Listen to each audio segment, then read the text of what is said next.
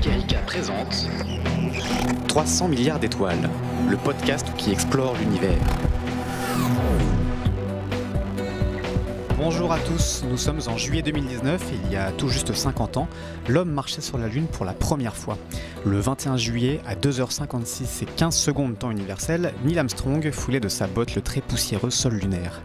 Cela faisait plus d'un siècle que l'humanité en rêvait, depuis le roman visionnaire de la Terre à la Lune publié en 1865. Jules Verne y imagine un obus géant, habité par 3 hommes, et propulsé en orbite lunaire par un énorme canon.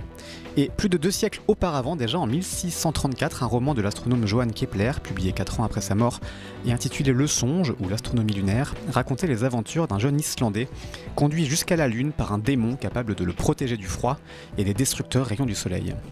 Des siècles de rêves et d'ambitions larvées enfin concrétisés en 1969 grâce à la NASA et aux Américains. À moins que...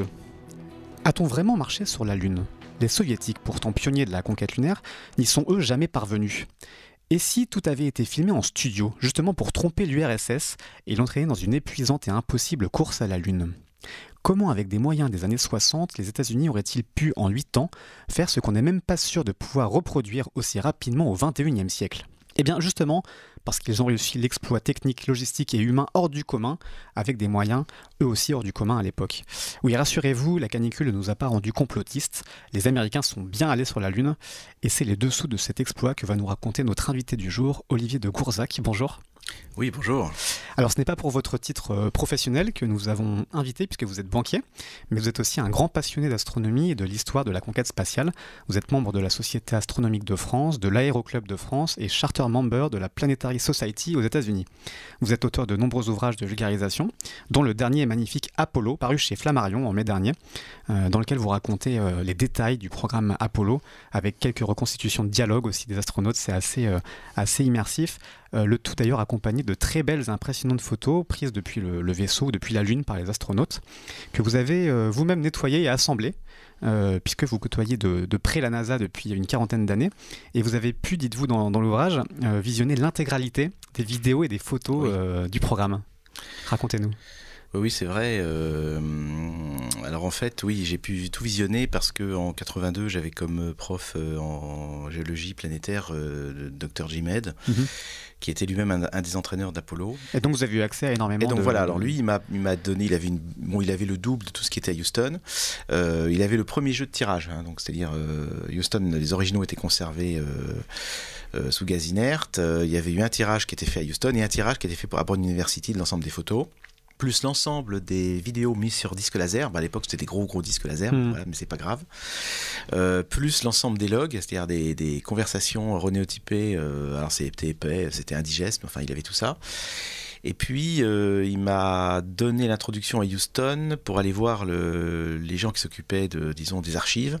Et la chance que j'ai eue, c'est comme ça, dans la vie, on a parfois des chances comme ça, c'est qu'ils vidaient toutes leurs hangars de documentation Apollo pour faire place à la documentation sur la navette spatiale, tout simplement. Et donc, j'ai eu le droit de prendre tout ce que je voulais et ramener tout ce que je voulais. Alors, j'ai acheté des sacs, j'ai pompé à la fin. J'étais jeune, hein, donc mes parents payaient la différence pour les avions, parce que j'ai ramené beaucoup dans les avions, quoi. Ça tenait pas sur une clé USB à l'époque, il fallait prendre des sacs encore. Non, c'était du papier, vraiment. Il y avait rien. Donc voilà, c'était même pas. C'était le tout début des tout premiers PC. Donc. Voilà. Alors, ce sont vraiment. Je vous invite à acheter un œil si vous pouvez. Ce sont vraiment de magnifiques photos. Vous avez beaucoup pour beaucoup rassemblé, retravaillé, renettoyé, parce qu'il y a beaucoup de détails qu'on voyait pas sur les images d'origine. Voilà, c'est ça. Oui, parce qu'en fait, donc quand il y a eu le programme Constellation qui a été voulu par le président Bush en 2004, en 2005, la NASA s'est dit il faut que on puisse former les chercheurs au panorama pris par les astronautes sur la Lune pour qu'ils se rendent compte de comment la surface lunaire est. Or, à l'époque, il n'y avait pas de clichés en très haute résolution. Donc, mes copains de la NASA ont fait voter un budget pour les scanner afin que moi je puisse les assembler. Mais comme j'étais français et que je n'étais donc pas américain, on ne pouvait pas me donner un budget pour ça. Donc, en fait, ça passait par une association qu'on connaît maintenant, qui s'appelle, qui est une association qui est un site qui s'appelle l'Apollo Lunar Surface Journal, qui est donc un budget pour les faire scanner à Houston, les mettre sur son site, et moi je les tirais comme n'importe quel internaute, je les retirais. La seule différence, c'est que moi je savais pourquoi elles étaient mises, dans quel ordre elles étaient mises et ce que je devais en faire. Voilà. Bon, très bien. Alors, on a ces belles photos qu'on ne peut pas voir puisqu'on fait un podcast qui est donc sonore. On va donc s'employer à raconter ce que montrent ces photos. Pour revenir sur l'histoire de ce programme lunaire, avant de pouvoir atterrir ou allunir en 1969, ça a pris beaucoup de temps et en même temps très peu de temps parce que c'était un programme assez express. Kennedy voulait absolument que ça se passe avant la fin des années 60. Et tout commence donc au début des années 60, au moment, vous le racontez, où l'Amérique se prend deux humiliations coup sur coup. Ils se prennent le premier vol de Gagarine. Premier homme dans l'espace, soviétique. Dans l'espace soviétique. Il y a une semaine, l'invasion de la baie des Cochons qui est un échec. Ouais. L'invasion à Cuba. Qui a été un gros échec et pour les Américains. Et Kennedy qui n'était pas du tout un fanat de la conquête de l'espace. C'était pas son truc. Par contre, c'était le truc du vice-président Johnson. Et comme vous le disiez très justement, la décision s'est prise, en fait, politique a été prise par Kennedy, sachant que Johnson a préparé tout à l'avance. C'est-à-dire que Johnson avait réuni les opinions des industriels, les opinions des ingénieurs, les chercheurs, pas du tout, c'est pas le sujet, les opinions des premiers patrons de la NASA naissante, qui venaient d'être constitués. La NASA, c'est 1958, c'est ça? Voilà, c'est ça. Mais elle n'était pas très organisée. Elle était organisée pour mettre un homme en orbite autour de la Terre avec le programme Mercury, parce qu'avec le programme Mercury qui fonctionnait, mais l'idée d'un homme sur la Lune était étudiée, on va dire, à côté, mais c'était pas du tout le sujet. Pas du tout encore en place. Non, et d'ailleurs Kennedy, quand il a pris ses fonctions à la Maison Blanche en janvier 61, il a eu une première réunion sur l'état de l'espace américain et la Lune n'était pas du tout au programme. Il a surtout discuté comment augmenter la puissance des fusées, pour mettre des charges plus lourdes en orbite. Bon voilà, donc c'était le sujet à l'époque et d'un seul coup, c'est devenu la Lune. Et c'est devenu la Lune parce que Johnson a réagi au quart de tour, il avait tout prêt, il a préparé une très belle note de synthèse en expliquant pourquoi la Lune mobiliserait l'Amérique, mais que les budgets seraient pharaoniques, ça serait un combat politique, on ne saurait pas combien ça coûterait, que ça va mobiliser on ne sait pas combien de gens, que ça tirerait l'Amérique vers le haut et qu'à la fin on s'en sortirait, que l'exploit était techniquement possible au dire des industriels. Voilà. Ouais, alors le 12 avril 61, c'est Gagarine dans l'espace, le premier homme soviétique dans l'espace, et juste après donc l'Amérique réagit et Kennedy, donc inspiré par Johnson comme vous le racontiez, le 25 mai devant le Congrès, explique pourquoi il faut lancer un programme lunaire. First, I believe that this nation should commit itself to achieving the goal before this decade is out of landing a man on the moon and returning him safely to the earth. No single space project in this period will be more impressive to mankind or more important for the long-range exploration of space, and none will be so difficult or expensive to accomplish. We propose to accelerate the development of the appropriate lunar spacecraft. We propose to develop alternate liquid and solid fuel boosters, much larger than any now being developed, until certain which is superior. Voilà, Kennedy qui explique donc qu'il faut envoyer un homme sur la Lune et le faire revenir sain et sauf, ce qui n'est pas la moindre des détails, et que ça va nécessaiter des moyens inédits, que ça va être extrêmement cher, et que tout reste à faire en fait. Il explique qu'il faut une nouvelle fusée, un nouveau vaisseau, tout est à construire, on part de zéro. On parle quasiment de zéro, sauf Von Braun avait déjà des idées des plans. Il y avait aussi un très très bon ingénieur qui est l'équivalent de Von Braun, qui est Ab Silverstein, qui est l'inventeur de la propulsion, on va dire, cryogénique. Enfin, c'est pas l'inventeur, mais c'est celui qui l'a mise en place industriellement. Donc, si vous voulez, l'Amérique a gagné la course à la Lune parce que technologiquement, ils avaient Von Braun qui savait faire des fusées, et ils avaient Ab Silverstein qui savait développer des nouvelles générations de moteurs que les Russes n'ont pas fait, qui permettaient de gagner beaucoup de masse au décollage et d'avoir une puissance accrue au décollage. Voilà. Alors donc on est en 61, il faut y arriver avant 70. Le premier des défis, on va les prendre par étapes, c'est donc le lanceur, la fusée qui reste à construire, qui est d'une puissance inédite. Oui. Si nos auditeurs ont bien suivi le podcast précédent sur les trous noirs et sur la gravité, en gros, pour s'échapper de la gravité terrestre, peu importe le poids, ce qui compte, c'est d'atteindre la vitesse de libération terrestre, qui est de 40 320 km/h ou 11,2 km par seconde. Et c'est encore une fois les soviétiques qui les premiers atteignent cette vitesse avec la sonde Luna 1 en 59 qui arrive à passer près de la Lune. Et pour mettre un poids énorme faire quitter la gravité terrestre à un poids énorme comme celui d'un module avec des êtres humains dedans, il faut une puissance phénoménale, jamais encore réalisée. Non, et en fait, mais pour faire ça, c'est d'abord un défi d'organisation. Et ça, à l'époque, l'administrateur de la NASA l'a très bien compris, c'est que la technique va suivre si l'organisation se met bien en place. C'est-à-dire qu'en fait, d'ailleurs, comme dans tout programme industriel encore aujourd'hui, ou n'importe quoi, 50% du succès d'une opération, c'est le management et l'organisation.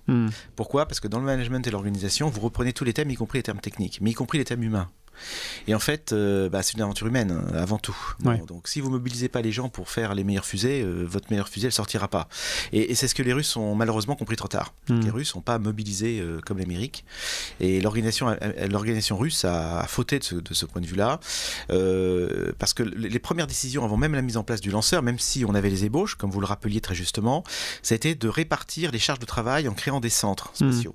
Et ça a été absolument fondamental, parce que dès fin 61, l'organisation pour faire Apollo était en place. Et c'était pas une petite organisation. Et ils ont mis à la tête de ça des gens qui avaient disons le tempérament, le charisme de capitaine d'industrie. Donc ils ont mis le management à l'époque était exceptionnel, il faut encore le dire, c'était exceptionnel. C'était des gens qui auraient pu gagner des milliards en faisant autre chose s'ils voulaient. Mais ils ont été complètement affectés à Apollo et ils ont réussi. Oui, vous parlez des différents sites, des différents hangars. Il y a des hangars monumentaux qui se mettent en place. On les voit dans votre ouvrage. Un hangar de 125 mètres de haut pour accueillir les premières constructions, un autre de 160 mètres de haut. Et c'est là-dedans que les grandes fusées commencent à émerger. Ça c'est les hangars finaux dans lesquels on va les assembler à Cap Kennedy. Mais avant, on les teste près de Houston. Quand même, on construit ces mêmes bâtiments pour tester les moteurs. Et puis à Houston même, on construit un centre spatial au milieu de champs dans lequel paissaient des bonnes vaches grasses texanes. Parce que c'est ça. Quand on voit les photos, on se dit mais avant il y a rien et d'un seul coup, il y a des gigantesques installations qui se font. Tout ça pour mettre deux gars sur la Lune. Il faut se rendre compte et sans savoir si ça allait fonctionner. Voilà, c'est ça. Donc c'est un pari. C'est une fois extraordinaire dans ce projet-là, quoi. Oui. Et là, pourquoi ça a fonctionné en fait? Parce qu'avec le recul, on comprend beaucoup mieux. Parce que c'est ça tout l'intérêt de votre émission Ouzbek Erika, c'est un peu ça, c'est d'aller au fond des choses.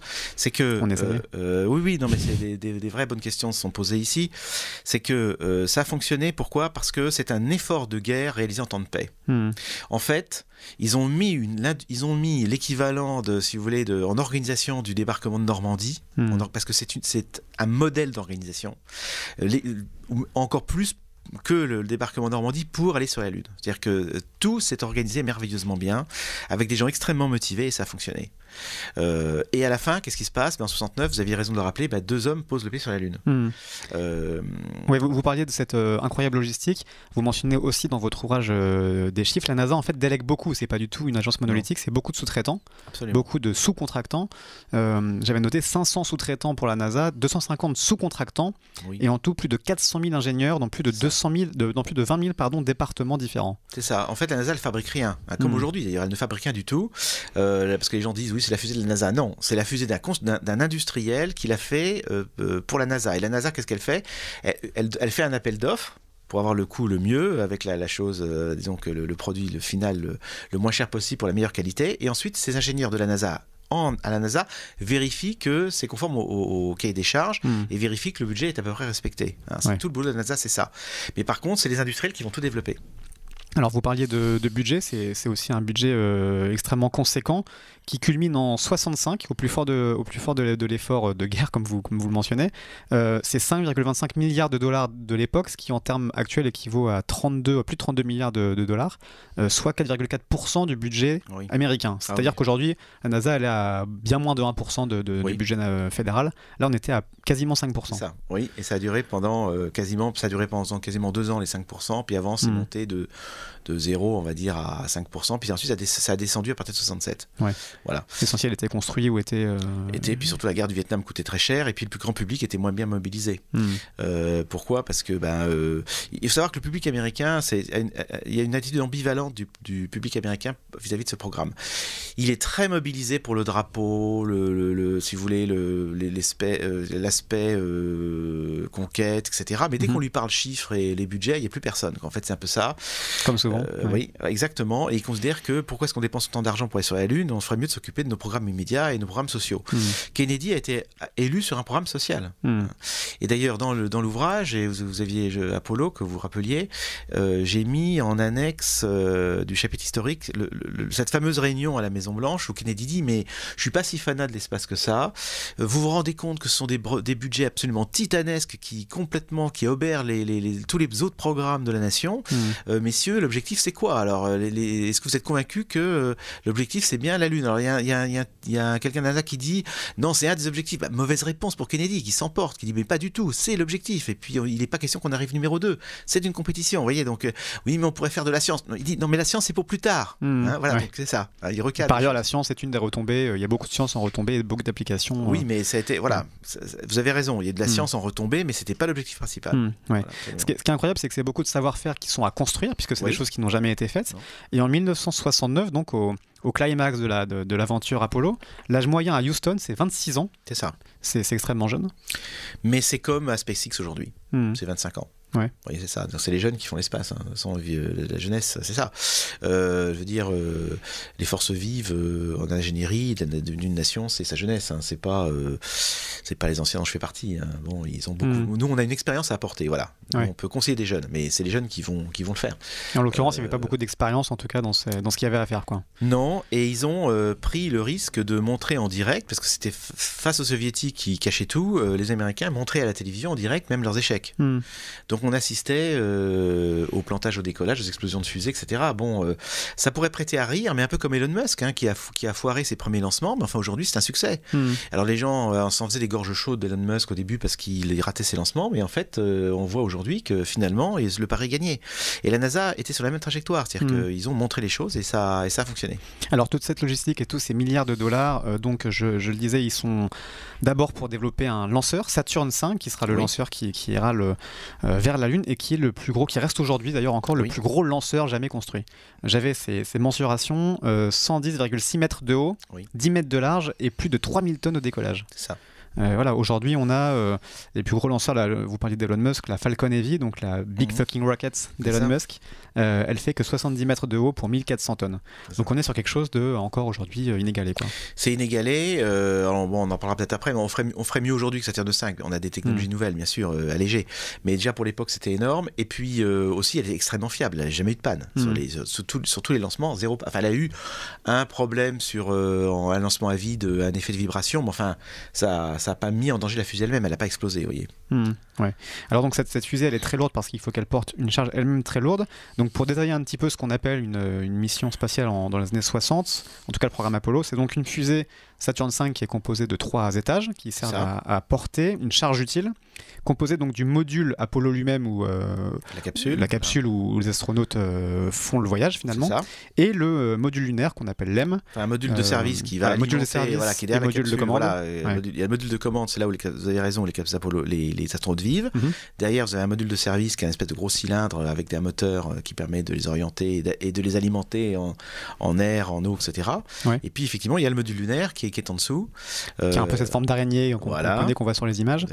Qui sert lui du coup après à se poser sur la Lune. À se poser sur la Lune, voilà. Donc on a ces 30 tonnes pour le module de commande et module de service, plus les 15 tonnes du module lunaire. C'est ça, c'est les 45 tonnes que faisait, Saturn V pouvait injecter 45 tonnes vers la Lune, c'est ça. Donc on a 3000 tonnes de fusées qui servent à projeter 45 tonnes utiles vers la Lune, quoi. Donc il y a cette grosse fusée avec ces 3 étages qui progressivement prennent le relais l'un après l'autre pour pousser vers atteindre cette fameuse vitesse de libération et quitter l'orbite terrestre. Ensuite, il y a eu différentes stratégies étudiées pour donc libérer ce module de commande et de service et ce LEM. Et finalement, c'est le choix du rendez-vous en orbite lunaire, l'OR, qui a été choisi. Est-ce que vous pouvez nous expliquer comment se passe ensuite ces opérations? C'est-à-dire que soit il y avait le choix d'envoyer une fusée. Au début, ils pensaient envoyer une fusée comme un peu la fusée Tintin. Une grosse fusée qui part d'un coup puis qui atterrit sur la Lune. Simple. Un truc très simple, mais on s'est aperçu que c'était dantesque, très lourd, que c'était pas pratique. Ensuite, ils se sont dit, on va mettre 2 Saturn V en orbite et on va faire un rendez-vous en orbite terrestre. Donc on va lancer un gros vaisseau Apollo d'un côté et un LEM de l'autre. Et puis on s'est aperçu que c'était pas assez efficace. Donc c'était avoir le vaisseau d'un côté qui attache ensuite en orbite terrestre le LEM qui sert terre à le terre LEM, sur la Lune, voilà, exactement. Puis on s'est aperçu que c'était encore trop consommateur. Et en fait, la technique du rendez-vous en orbite lunaire, parce qu'en fait, ce vaisseau qu'on assemblait autour de la Terre, c'était un gros vaisseau qui se posait d'une seule pièce sur la Lune après. Voilà. Et puis on s'est aperçu que si on assemblait le tout en orbite lunaire, c'est-à-dire qu'on mettait deux petits vaisseaux séparés qu'on assemblait en orbite lunaire, on réduisait encore la masse par deux. Et c'est ça qu'ils ont fait comme choix, risqué, parce que en fait, les ingénieurs au début, ils aimaient pas beaucoup ça, parce qu'ils se disaient, qu'est-ce qui se passe si on réussit pas notre rendez-vous en orbite lunaire, la mission est foirée. Et puis qu'est-ce qui se passe surtout, c'est le vaisseau lunaire n'arrive pas à accoster sa cabine en orbite autour de la Lune, parce qu'un seul vaisseau, c'est bon, il décolle et puis c'est bon, il repart vers la Terre. Mais là, il s'agit d'un morceau de vaisseau qui doit passer en orbite lunaire pour se réaccoster avec un autre vaisseau. Donc c'est beaucoup plus risqué, parce qu'il faut que les deux modules se rencontrent au retour en orbite lunaire. Et ça, ils avaient très peur de ça. Et puis en fait, ils se sont dit, on va beaucoup répéter en orbite terrestre, et ça a fonctionné. Voilà. Donc pour résumer, pour que nos auditeurs comprennent bien qu'on n'a pas les images, c'est pas toujours évident, c'est ce qu'on peut appeler la capsule Apollo, le vaisseau de voyage qui lui va jusqu'à l'orbite lunaire, reste en orbite, et de cette orbite se détache un LEM avec lequel Neil Armstrong et ses successeurs atterrissent, alunissent plutôt, et ensuite ce vaisseau a pour enjeu de redécoller, de réussir à se réamarrer à cette capsule. Absolument, c'est exactement ça. Oui, et c'est là que ça peut être assez exigeant. Assez exigeant, absolument. Il y a un autre passage que j'adore, c'est au début. Pour faire le voyage jusqu'à la Lune, il y a une espèce de gymnastique incroyable où la capsule doit se retourner pour accrocher dans ce qui reste de la fusée le LEM et ensuite l'emmener jusqu'à la Lune. Ah bah oui, et c'est risqué. Il y a eu deux missions, c'était très problématique. Ils ont failli pas réussir parce que c'était chaque vaisseau. Il faut vous imaginer, il faut que les auditeurs comprennent qu'à chaque vaisseau était un peu nouveau, parce que finalement il y avait rien qui rentrait sur Terre à part la cabine Apollo, donc tout le reste était détruit. Donc à chaque fois, on est traîné un nouveau matériel. Donc il pouvait avoir des petits défauts. Et donc parfois, il y avait des pièces qui grippaient ou qui grippaient pas. C'était plus ou moins simple. Donc il y a eu deux missions où les pièces ont grippé et on a cru à un moment que on pouvait pas accrocher le LEM. Si on pouvait pas accrocher le LEM, c'était une mission comme Apollo 8. On contourne la Lune et on revient sur Terre. Voilà. Ouais, c'est ce qui s'est passé pour Apollo 14, je crois, c'est ça, où il y a eu Apollo 13, où il y a eu cette 5 échecs successifs pour accrocher le LEM. C'est Apollo 16. D'accord. Je recommence. Apollo 14, ils ont failli ne pas l'accrocher du tout. Et finalement, aux dernières tentatives, ça a fonctionné. Apollo 16, c'était en orbite autour de la Lune. Il y a eu des problèmes d'accostage, des raccostages. On se disait, oh là là, faut pas qu'il se pose. Bon, mais finalement, ça a fonctionné. Et puis, Apollo 13, par contre, ils avaient bien accroché le LEM, et heureusement, parce que ça leur a servi de canot de sauvetage. Et on a l'impression qu'à chaque fois, vraiment, on est à la limite du faisable et à la limite de l'échec. Parce que en fait, c'est aussi une course contre la montre, c'est ce qui presse les ingénieurs et ce qui presse politiquement tout le programme, c'est qu'on a la peur permanente d'être doublé par les Russes. C'est ça. Oui, mais alors vous avez raison. Et puis c'est servi par des ingénieurs vraiment exceptionnels, parce que faut voir, les ingénieurs étaient vraiment extraordinaires, le management était top et les astronautes étaient des héros, parce que ils étaient tous volontaires. Bon, parce que c'était sur le volontariat d'aller sur la Lune, bien sûr. Vous allez me dire oui, mais ils voulaient tous le faire. Non, certains voulaient faire certaines missions et pas d'autres, parce qu'ils avaient trop conscience de leur responsabilité et qu'on puisse leur imputer un échec. Et pour le drapeau américain, c'était terrible. Par exemple, il y a le témoignage de Bill Anders, d'Apollo 8, qui disait, mais moi déjà, si je tourne autour de la Lune, même sans m'y poser, c'est génial. J'ai posé la pierre qui permet de s'y poser plus tard. Oui. Donc, pas de frustration du tout. Du tout. C'était pas ça. Ils avaient un grand sens des responsabilités. Et puis, c'était des héros dans le sens où les entraînements étaient terribles. C'était horrible. Ils sortaient éreintés d'heures et d'heures. Ils étaient pulsés, retournés en tous les sens. Et ils devaient recommencer le lendemain avec des simulations encore plus horribles les unes que les autres. Et donc, ils y arrivaient. Donc, aujourd'hui, on a beaucoup de mal à réaliser, en fait. Voilà. Il y a un nombre de défis assez hallucinants à relever. Là, on parlait du lanceur Saturn V. Ce qui fait peut-être que les Russes n'ont pas réussi à rattraper les Américains. Vous parliez de la logistique qui était excellente chez les Américains. Il y a aussi l'atout informatique. Les Américains ont développé une informatique incroyable qui a beaucoup servi ensuite pour les développements ultérieurs. Donc c'est le Apollo Guidance Computer qui a servi à beaucoup automatiser les opérations et qui en fait a été le premier circuit intégré au monde. C'est là qu'on a inventé le circuit intégré. Oui, c'est ça, absolument. Et il était câblé comme il pouvait l'être. C'était pas si mal que ça. D'ailleurs, il a très bien rempli sa fonction. Voilà. À l'époque, les ingénieurs pouvaient faire mieux. même d'ailleurs. Ouais. Mais il fallait quelque chose d'extrêmement fiable. Parce que donc ils ont fait un compromis entre la puissance et la fiabilité. Il fallait pas que ça tombe du tout en panne avec les vibrations, parce que ça vibrait beaucoup au décollage, tout ça, et donc il fallait pas que ça tombe en panne. Voilà. Mais alors, ce qui est hallucinant, c'est que c'est l'âge de pierre de l'informatique. C'est des ordinateurs qui étaient au moins 100 000 fois moins rapides qu'aujourd'hui. C'est 4 kilos de mémoire vive sur l'ordinateur qui a permis de faire un exploit pareil. Oui. Et c'était assez marrant. Des ingénieurs de Google avaient analysé en 2012 déjà, donc ça va être encore pire aujourd'hui, mais en 2012, ils disaient que l'ensemble des calculs du programme Apollo du début à la fin, avait la puissance d'une requête Google. Oui, peut-être. Oui, ce qui est assez hallucinant. Ouais, c'est ça. Donc on a fait une mission Apollo avec vraiment des moyens extrêmement basiques en informatique. Basiques, et puis ils avaient tous leurs règles à calcul pour si vous voulez, pour faire des grandes approximations dans le cas d'urgence. Ouais. Donc beaucoup de calculs n'ont pas été faits par ordinateur parce qu'ils avaient la règle à calcul des ingénieurs. Alors dans votre bouquin, j'ai aussi trouvé d'autres chiffres assez hallucinants. Une fusée Saturn V, dites-vous, c'est 3 millions de pièces. Oui. Le module de commande et service, 2 millions de pièces. Et le LEM, encore 1 million de pièces. Autant de risques d'échec ou d'accident. Ouais, c'est pas tombé en panne. Ouais. Et il n'y a eu aucune panne majeure. Sauf Apollo 13, mais en fait elle aurait pu être identifiée. Le drame d'Apollo 13, c'est que Jim Lovell connaissait l'historique de la fameuse pièce qui a explosé, et il a regretté après. Il a signé l'acceptation de la pièce de la mettre sur son module, alors qu'en fait il aurait dû la refuser. Ah oui. Et ça, il s'en est beaucoup voulu après. Ouais, il y a moyen heureusement qu'il n'y a pas eu de mort pour le coup pour Apollo 13. Vous le disiez, il y a des risques élevés. On peut quand même mentionner certains accidents majeurs. Le plus gros accident, c'est celui qui a causé la mort de l'équipage d'Apollo 1, le 27 janvier 1967. Donc c'est un test a priori qui n'est pas censé décoller, un test à vide sur le lancement, sur le pas de tir. Sur le pas de tir, exactement. Voilà. Il y a pas mal de problèmes qui s'enchaînent à cause d'un surplus d'oxygène à la base dans la capsule, c'est ça? Oui, c'est ça. Ils ont intégré. C'était une simulation sur le pas de tir avec les astronautes à bord pour répéter la procédure de lancement. Et en fait, il y a dû y avoir un court-circuit, la chaleur a couvé, le feu a couvé, et d'un seul coup, quand tout a été fermé, qu'ils ont été en pur oxygène, le feu a éclaté à bord. Et en fait, ils n'avaient aucune chance de s'en sortir, quoi. C'était compliqué. Mais parce qu'à l'époque, il fallait 90 secondes pour ouvrir la porte. C'est ça. Ce qui a ensuite amené à changer justement les façons de sortir. Absolument. Ouais. Ils ont dû reconfigurer la capsule. Absolument tout. Et ça a pris du temps. Puis malheureusement, 67, c'est une année horrible parce que il y a eu ça, il y a eu les émeutes raciales et les émeutes économiques dans les villes américaines. Il y a eu la guerre du Vietnam. C'était le début vraiment de l'apogée de la guerre du Vietnam, on va dire, avec des morts qui rentraient par bateau entier. Donc l'Amérique et les gens du Congrès, les sénateurs comme les représentants, ils n'y arrivaient plus, quoi. Et face à une pression populaire qui disait mais arrêtez, on a besoin d'argent pour tous ces sujets-là. Et donc on a sabré le programme Apollo, disons fin 67 déjà. C'est-à-dire que on savait qu'on y poserait le pied sur la Lune, mais on n'irait pas tellement au-delà. Ouais, c'était déjà programmé pour s'arrêter. Nixon a été élu là-dessus d'ailleurs. Voilà. Si on reprend l'agenda, enfin le programme de ces différentes missions, donc il y a cet accident mais sur une fusée qui ne devait pas décoller. Ensuite jusqu'à Apollo 6, ce sont des vols inhabités qui sont là pour faire des tests.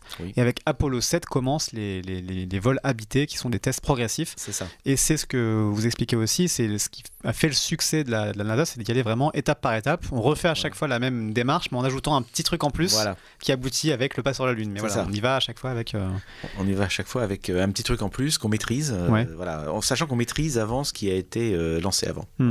Donc Apollo 7, c'est octobre 68. On voit que c'est là que le programme s'accélère avec un vol en orbite terrestre pour simuler des opérations qu'on expliquait tout à l'heure avec le raccrochage du LEM, tout ça. Apollo 8 en décembre 68. Qui montre aussi, cette mission-là montre la tension qu'il y avait avec les Russes parce que la mission a changé. Elle devait d'abord être une mission justement pour tester le LEM. C'est ça. Et finalement, il y a eu une espèce de peur que les Russes soient en avance, donc on a fait une mission qui devait tout de suite aller faire le tour de la Lune. C'est-à-dire qu'on l'a transformé, ça c'était un coup de génie d'en faire une mission politique. C'est-à-dire qu'ils en ont fait une mission politique. Von Braun a dit globalement ma fusée elle injecte vers la Lune de toute façon. Donc voilà. Et c'est pas tellement plus compliqué d'envoyer une capsule tourner autour de la Lune parce que la faire tourner autour de la Terre, parce que de toute façon le moteur fonctionne et tout marchera à merveille, et ça a marché. Donc Apollo 8, on va dire avec Apollo 8 on sait que l'Amérique a gagné la course déjà. Oui, parce que là, c'est la première fois que des hommes, des êtres humains vont si loin dans l'espace, échappent à l'orbite terrestre, donc c'est déjà une première. Absolument. Je ne sais pas si ça équivaut en termes de prestige à Gagarine, mais en tout cas, c'est une première. C'est au-dessus. Oui. Ouais.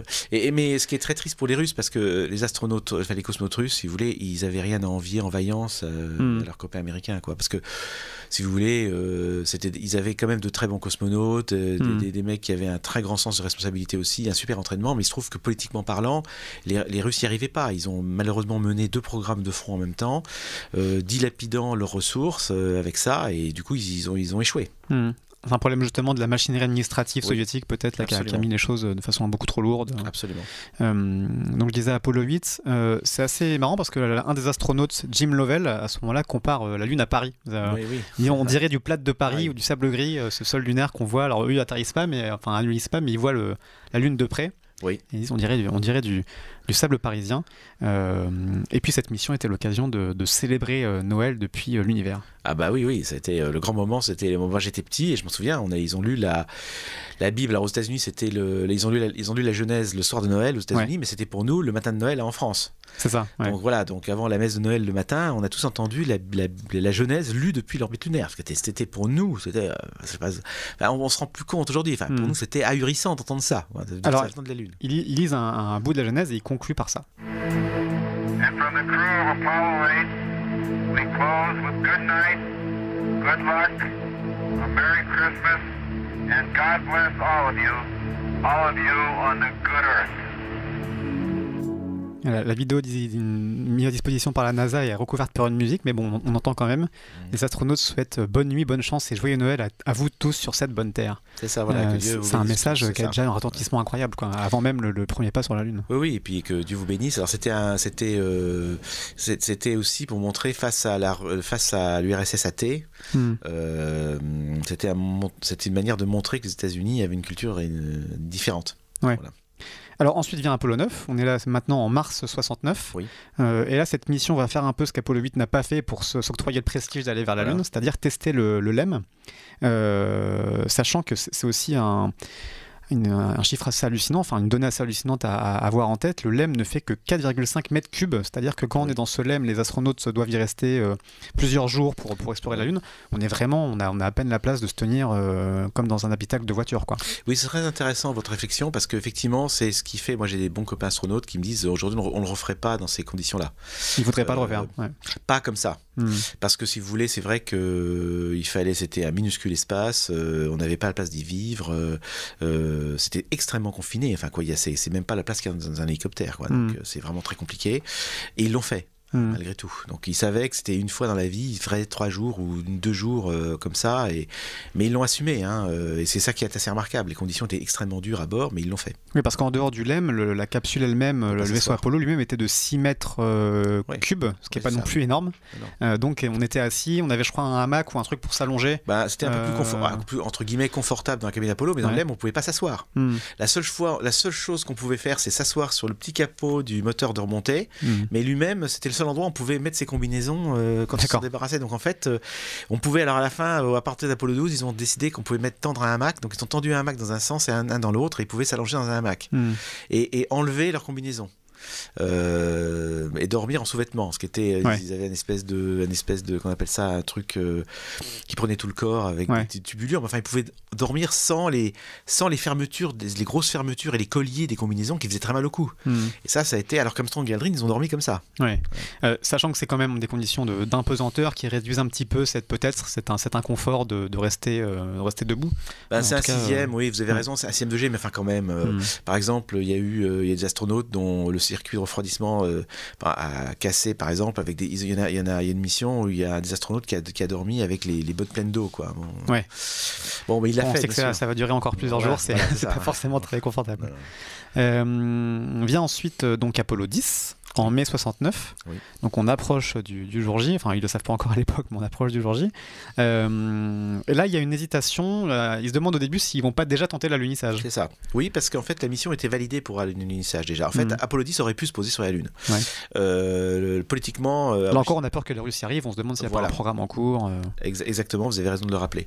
Et en fait, les ingénieurs vont vont vendre une mission, une ultime répétition en orbite lunaire, dans une mission qui était techniquement plus compliquée que celle d'Apollo 11. D'accord. Parce qu'aujourd'hui, on retient Apollo 11, Neil Armstrong qui a posé le pied sur la Lune, etc. Mais Apollo 10 est très compliqué parce qu'ils vont répéter le début de la descente qui elle-même était techniquement compliquée. Pourquoi ? Parce que il fallait dans le LEM, parce qu'ils répétaient tout jusqu'à l'atterrissage ultime. Voilà. Mais ils s'arrêtaient à 15 km.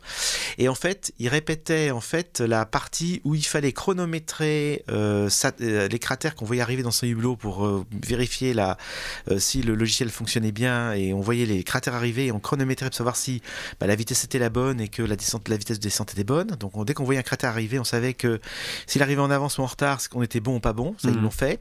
À partir de 15 km, le radar se mettait en route pour détecter la surface. Ça a fonctionné. La seule chose, c'est qu'ils n'ont pas appuyé sur le bouton pour mettre en place l'ultime dernier programme d'atterrissage. Ouais, ils se sont arrêtés en cours de route. Ils se sont arrêtés à 15 km, mais après, le problème, c'est que comme ils étaient qu'à 15 km d'altitude et que la cabine Apollo était à 110 km, ils allaient plus vite qu'elle. Donc ils ont fait une orbite un peu spéciale, ils ont remonté à 260 km d'altitude pour refaire un deuxième passage à 15 km. Et là, pour rejoindre la cabine Apollo qui, elle, allait plus lentement qu'eux, ils ont dû faire une espèce de circuit de circularisation pour la rattraper qui était très, très, très, très complexe. Vraiment, vraiment. Et donc, on dit Apollo 10, heureusement que Neil Armstrong l'a pas faite, quoi, parce que finalement, lui, déjà poser le premier sur la Lune à réussir, c'était déjà très complexe à faire. Enfin, il fallait le faire quand même, se poser. Hein. Ça retire rien à l'exploit d'Armstrong. Hein. Oui, bien sûr. Mais vraiment, l'équipage d'Apollo 10 a fait vraiment une mission extraordinaire. L'intérêt d'Armstrong, parce que si on y vient, c'est parce que votre question, en fait, là-dessous, en liminaire, c'est que c'était quelqu'un d'un tempérament extrêmement calme qui, même en cas de stress extrême, ne disait rien ou disait 2-3 petits mots laconiquement. Voilà. Donc, il était vraiment fait pour ça. C'est-à-dire que s'il y avait un incident grave qui arrivait pendant la dernière partie de la descente, on savait qu'avec Armstrong, ça serait maîtrisé même au niveau du langage, ce que n'a pas maîtrisé Stafford, parce que Stafford, quand ils ont eu un incident. Alors justement, il y a quand même eu un incident sur Apollo 10. Ah oui, un gros incident. Où le LEM s'est mis à tournoyer dans tous les sens. Voilà. C'était et là ils ont lâché des. Il a dit putain, qu'est-ce qui se passe ça s'est affolé à bord. Ça s'est affolé de manière maîtrisée, parce que tout de suite ils ont eu les bons réflexes. Mais c'est là qu'on voit qu'ils sont surentraînés, parce qu'au début ils comprennent pas ce qui se passe, tout part dans tous les sens, et ils ont quand même en très très peu de temps la présence d'esprit d'en mettre le vaisseau dans le... Absolument, voilà. C'est ça qui est extraordinaire, c'est qu'en fait... Qu'est-ce qui s'est passé alors ? Ce qui s'est passé, c'est que Cernan, qui était le pilote du LEM, enfin qui ne le pilotait pas, mais qui s'occupait de contrôler les boutons, en fait, a appuyé sur un bouton pour désactiver la recherche radar automatique du LEM, et Stafford, sans le savoir, l'a remis en route. Alors qu'est-ce qui s'est passé ? C'est quand ils ont séparé l'étage de descente de l'étage de remontée, normalement l'étage de descente on le laisse sur la Lune, mais là ils étaient à 15 km d'altitude, donc quand ils l'ont séparé, d'un seul coup le LEM s'est mis à chercher partout dans le ciel où était la cabine Apollo. D'accord. Donc il faisait un tour toutes les 20 secondes, quoi, à peine. Donc ils ont vu vraiment défiler parce qu'il y a un film qui est pris à bord quand même.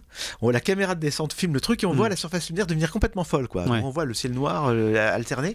Enfin, c'est paniquant. Un peu comme dans Interstellar, quand on voit toutes les images de qui tournent. Voilà, absolument. Objectivement, c'est paniquant. Et ils arrivent, comme vous le disiez très justement, à rétablir très bien la chose et se retrouvent la tête en bas.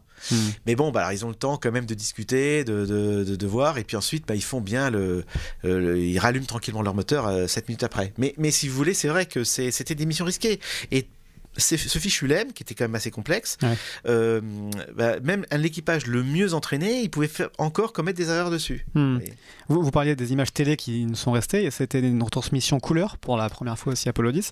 Et alors c'est les Américains, donc c'est très hollywoodien, ils mettent ça très bien en scène, à tel point que la mission, comme Apollo 7 avant eux, ont eu un Emmy Awards spécial pour leur retransmission télévisée. Oui, c'est ça, oui, parce qu'ils avaient le sens quand même, ils savaient montrer les choses, et puis ils savaient qu'il fallait un peu faire de la com, parce que il y avait la nation derrière, et il fallait entretenir la flamme.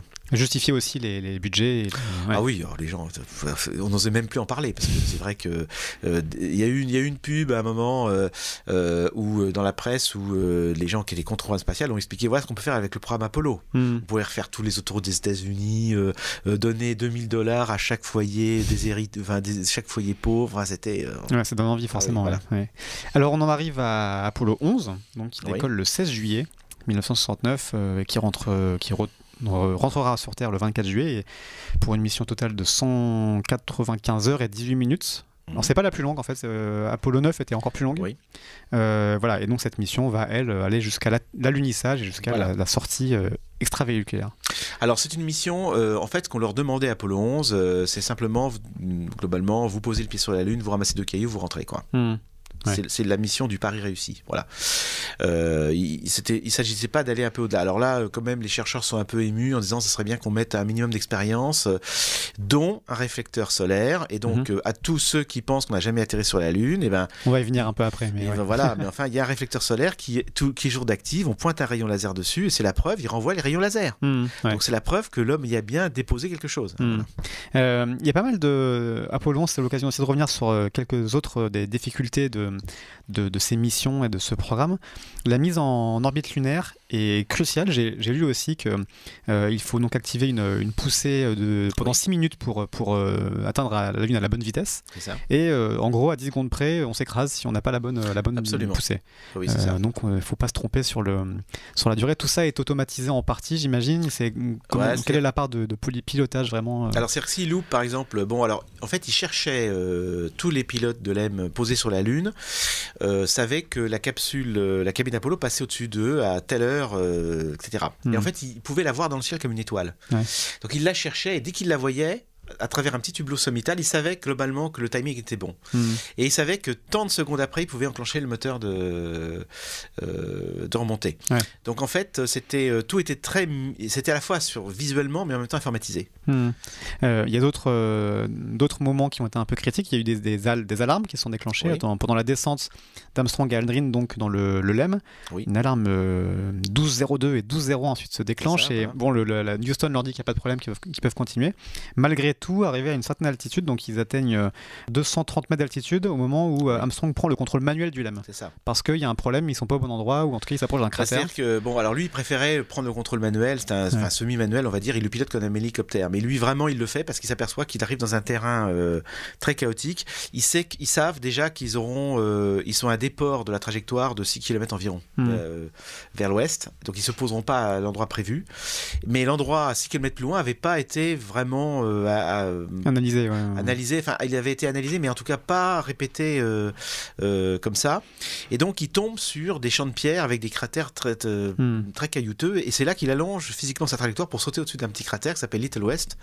Et il se pose 60 mètres derrière. Et d'ailleurs, il fera après sur la Lune, il ira voir ce fameux petit cratère qui l'a gêné avant d'être la Lune. C'était quand même assez critique parce les astronautes ont une réserve d'ergol, donc de carburant extrêmement limitée, prévue pour pouvoir rentrer dans la. Et là, donc, Armstrong s'est posé, il lui restait 20 secondes de réserve. C'est ça. Il fallait pas trop chercher une place pour se garer trop longtemps, quoi. Non, il fallait vraiment se poser, mais il s'est posé aussi extrêmement doucement. Parce que quand vous voyez les photos du LEM d'Apollo 11, il est très haut sur pattes. Quand vous regardez celui d'Apollo 15, il est carrément écrabouillé, quoi. Parce qu'ils sont posés très lourdement, vraiment. Donc le 20 juillet 1969 à 21h18 temps universel, l'homme a l'uni pour la première fois. Et le 21 juillet, quelques heures plus tard, à 2h56 minutes et 15 secondes, on pose le pied sur la Lune. That's one small step for man, one giant leap for mankind. I guess you're about the only person around that doesn't have TV coverage of the scene. That's all right, I don't mind a bit.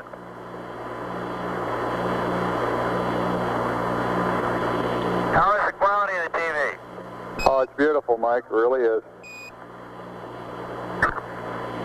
Oh, geez, that's great. Is the lighting halfway decent?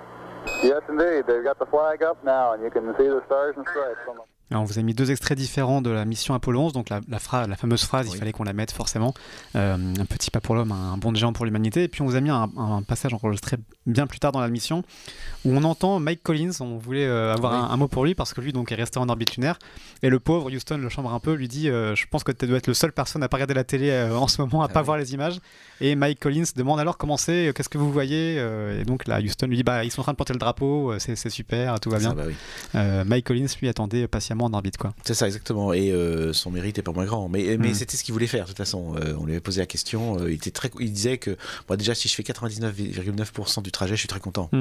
Et puis en plus il s'ennuyait pas, la vue autour de la Lune est spectaculaire. Ouais.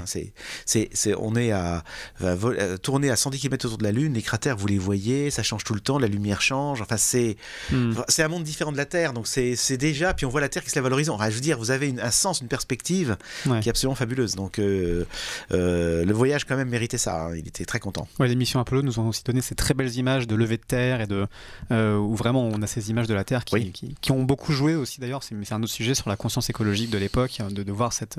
C'est le lever de terre d'Apollo 8. C'est ça, cette fameuse photo, effectivement. Pour rentrer ensuite, retrouver Mike Collins un peu seul, les astronautes ont eu quelques sueurs froides. Aldrin avait arraché le bouton poussoir qui permettait en fait d'enclencher le moteur de remonter. C'est ça. Donc ils auraient pu rester coincés parce qu'il n'y avait pas de moteur bis. Et il a re-enclenché le bouton grâce à un petit capuchon de stylo. C'est ça. Qui s'est trouvé entré dans le trou qui est. Oui, il a fait comme ça contact. Voilà, il s'est pas embêté. Il avait arraché le bouton poussoir avec sa combinaison spatiale en rentrant dans le LEM après avoir marché sur la Lune parce que c'était tellement exigu qu'on se cognait partout et le bouton avait été arraché. Et quand il s'en est rendu compte, il a simplement enfoncé le capuchon de stylo dedans, ça marchait. Il a appuyé sur le bouton et ça a décollé. Voilà. La vie des deux pionniers tient un bouchon de stylo. Donc absolument. C'est quand même assez hallucinant. C'était une mission très périlleuse, notamment ce redécollage de la Lune. Il n'y avait pas beaucoup d'options secondaires possibles en cas de défaillance. Et justement, Nixon, le président américain qui les a appelés pendant leur séjour lunaire, avait prévu un discours bis en cas d'absence de redécollage possible. Il devait notamment dire, je cite votre bouquin encore, « Le destin a décrété que les hommes qui sont partis sur la Lune pour l'explorer en paix resteront sur la Lune pour y reposer en paix. » C'est ça. Très sinistre. Heureusement, il n'a pas eu à le prononcer. Non. Il a prononcé un petit discours de félicitations. Comme bon homme politique, il avait le papier rouge et le papier bleu dans chacune des poches. Quoi. Donc voilà, donc il a sorti le papier bleu. Voilà, voilà, c'est ça. Alors je l'évoquais aussi tout à l'heure. Enfin, on l'évoquait. Il y avait les missions successives ont aussi connu quelques déboires. Apollo 13 a eu un problème d'explosion d'un des réservoirs. C'est ça, dans son décollage vers la Lune. Alors oui, c'est ça. Enfin, entre la Terre et la Lune. Et heureusement, entre la Terre et la Lune, c'est qu'ils ont eu le LEM comme canot de sauvetage. Ça se serait passé après le départ de la Lune vers la Terre. Là, ils étaient morts, parce qu'en fait, ils auraient eu même pas les ressources du LEM. Ils avaient un quart d'heure d'énergie, plus rien de quoi respirer, ils seraient morts. Alors quand vous dites LEM comme canot de sauvetage, c'était comme moyen de propulsion, mais eux sont restés dans la capsule. Ils sont pas. Non, ils ont habité le LEM. Ah, ils ont habité le LEM. Absolument. La capsule était fermée, toute noire. Alors, ils y allaient de temps en temps, mais il faisait, comme vous le faites, il faisait 4 degrés dedans, beaucoup d'humidité. Donc, s'ils voulaient avoir un minimum d'éclairage, ils allaient dans le LEM. Voilà. Alors, ils ont dû, étonnamment qu'on n'est pas ingénieur en aérospatial, en fait, la mission a dû continuer pour qu'ils fassent le tour de la Lune et qu'ils servent de cette force gravitationnelle-là pour retourner sur Terre. Donc, ça a duré longtemps, leur échouage, leur dérive dans l'espace, comme ça. Ils ont fait la mission minimale, c'est-à-dire le contournement de la Lune automatiquement par la trajectoire de la fusée Saturne V. Parce que la fusée Saturne V, en fait, elle envoyait sur une trajectoire sur celle-là. Ensuite, on faisait une correction de trajectoire pour passer à 110 km de la Lune. Mais sinon, on passait beaucoup plus loin, on passait vers 200 km. Et on contournait la Lune et on rentrait librement sur la Terre.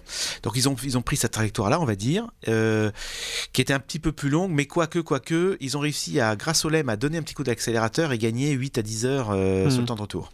Et c'était extrêmement périlleux. L'eau était rationnée. Ils avaient le droit à un verre d'eau par jour. C'est hallucinant, ce qui fait qu'ils sont rentrés très desséchés. Ah, complètement. Ils avaient perdu 4 ou 6 kilos suivant les astronautes de poids. Il disait, Lovell disait, on est aussi froid et mouillé qu'une grenouille dans une mare glacée, quoi. C'est comme ça. Ouais. Bon, il y a d'autres choses à dire sur ces missions. Nous, on va s'arrêter sur ce succès de l'atterrissage lunaire. La question qui reste à poser, c'est est-ce que tout ça est vraiment réel ? Parce que finalement, c'est la question que posent beaucoup de gens. Alors nous, on la pose en rigolant parce qu'évidemment, on va vous spoiler, on sait que c'est réel. Mais c'est important, je trouve, et c'est intéressant d'avoir des arguments sur toutes les théories du complot qui circulent sur les missions lunaires et qui ressurgissent au cinquantenaire, évidemment. On dit notamment que ça aurait pu être une énorme opération de propagande, justement pour empêtrer les soviétiques dans une espèce de course à la Lune vouée à l'échec. Les soviétiques n'ont jamais réussi pour les faire dépenser énormément d'argent, que des Américains ont juste enregistré en studio ces magnifiques images qui n'ont en fait jamais envoyé d'hommes sur la Lune. Oui, alors non, mais la question effectivement est légitime. Elle est venue d'un film qui s'appelait Capricorn One, que j'invite les gens à regarder, qui était sorti je crois en 84, où justement des astronautes partent pour Mars, on les extrait vite de leur capsule avant le décollage et on tourne tout en studio. Et c'est venu de ça. Vraiment. D'accord. L'idée du complot d'Apollo 11 est venue de la vision du film Capricorn One, qui d'ailleurs je vous suggère, regardez-le. C'est un suspense pas possible. Et on devient paranoïaque. Par exemple, il est à un bar avec son copain en train de discuter, on appelle son copain à un coup de téléphone parce qu'il va lui révéler un truc incroyable, justement, que personne n'est parti vers Mars. Il revient vers le bar et on lui dit mais non, votre copain, mais non, il n'y a jamais eu de coup de fil. Alors il va chez son copain, il y a quelqu'un d'autre qui y habite. D'accord. Tout est comme ça. Donc voilà, un film paranoïaque, complètement total, parano. Et donc en fait, ce qui se passe, c'est que les gens ont imaginé à partir de ce film-là, dans les années 80, qu'il y avait une théorie du complot. Voilà. Alors, ça c'est l'anecdote. Maintenant, la réalité des choses, c'est que on était dans les années 70 incapable de faire des simulations vidéo reproduisant la marche des astronautes sur la Lune. J'en veux pour preuve. Regardez les séries comme Cosmos 99. À l'époque, quand on faisait marcher les gens sur la Lune, on les faisait marcher au ralenti. On savait pas faire autre chose. Or, la démarche lunaire, c'est pas une démarche au ralenti. C'est une démarche normale, mais chaloupée. On est incapable de reproduire sur Terre et d'ailleurs à l'époque ils étaient incapables de reproduire sur Terre avec des techniques et trucages vidéo de l'époque la marche lunaire. Ouais. Alors justement, un des meilleurs cinéastes, c'est Kubrick à l'époque, qui fait 2001 au lycée de l'espace, et donc on a eu cette théorie voulant que Kubrick est celui qui a réalisé ce magnifique film. Mais il dit lui-même, enfin il dit j'étais incapable de faire la marche lunaire. Il dit voilà, même avec la meilleure volonté du monde, il n'aurait pas pu le faire. Et puis la deuxième chose, c'est que par exemple les gens disent oui, mais comment est-ce que le drapeau tient parce qu'il n'y a pas de vent sur la Lune. Oui, mais il y a une tige qui maintient le drapeau horizontal parce que bien sûr il peut pas tenir tout seul. Puis des gens disent oui, mais regardez les ombres changent. Mais oui, parce que sur des missions à 3 jours le soleil monte de 10 degrés dans le ciel par jour. Donc forcément, les ombres raccourcissent forcément.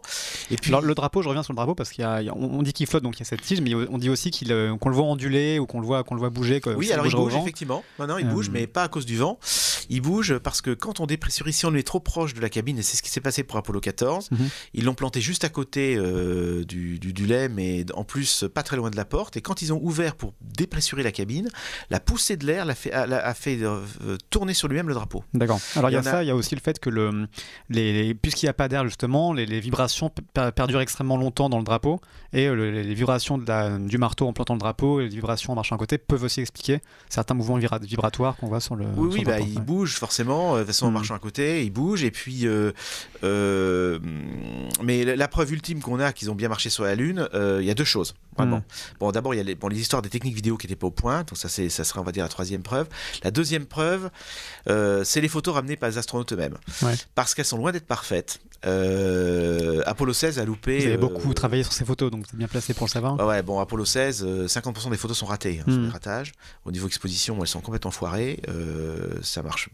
Faut bien reconnaître que ça n'a pas été une grande remarque. C'est parce qu'on justement on dit parfois que les photos sont extrêmement bien cadrées, donc c'est la preuve que c'est bizarre. Mais on voit pas les photos ratées justement. On ne montre que celles qui sont réussies. Alors heureusement maintenant sur Internet elles y sont toutes.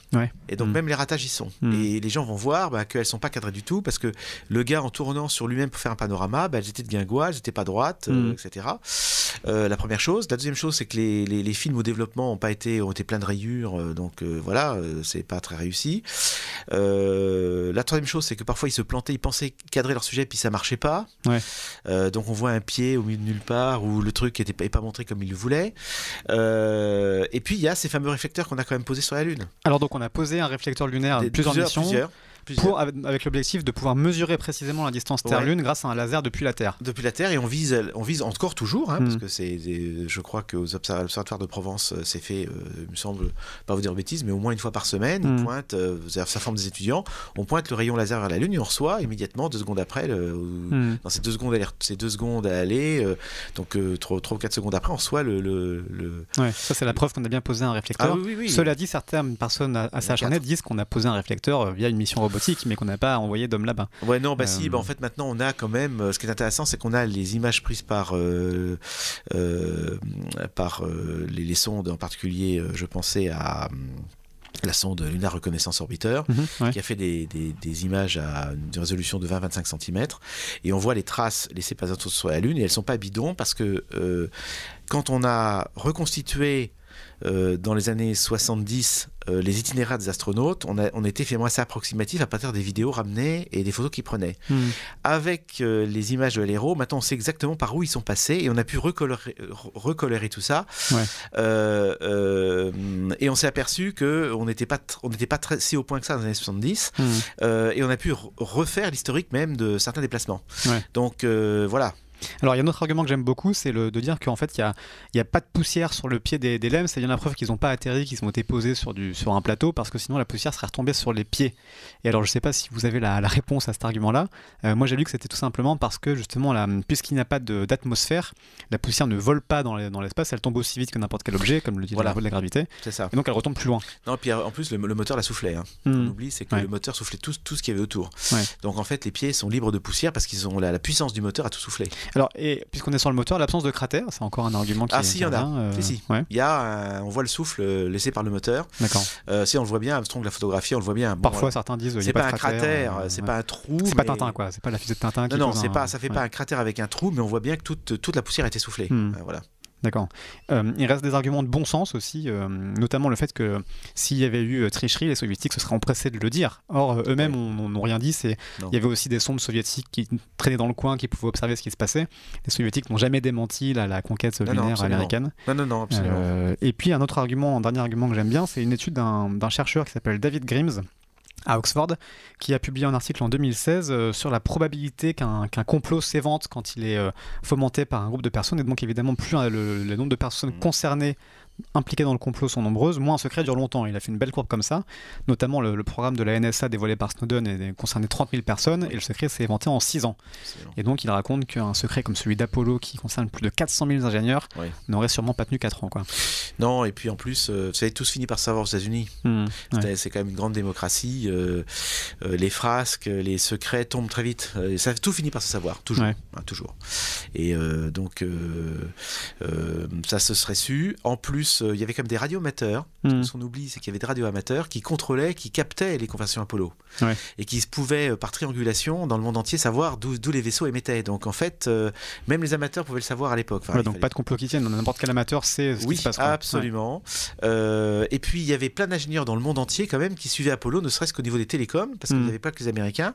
Il y avait quand même l'Australie, il y avait l'Espagne, qui avait des grandes antennes dont les gens n'étaient pas du tout assermentés au secret de la CIA. Donc je veux dire, ils étaient des ingénieurs qui étaient libres de leurs opinions, de leurs pensées, et ils ont constaté que que le signal venait bien de la Lune. Vous voyez. Bon, je pense qu'on ne convainc pas un complotiste qui est vraiment dans une forme de croyance qui défie la raison, mais au moins on aura donné des arguments pour les gens qui veulent les combattre.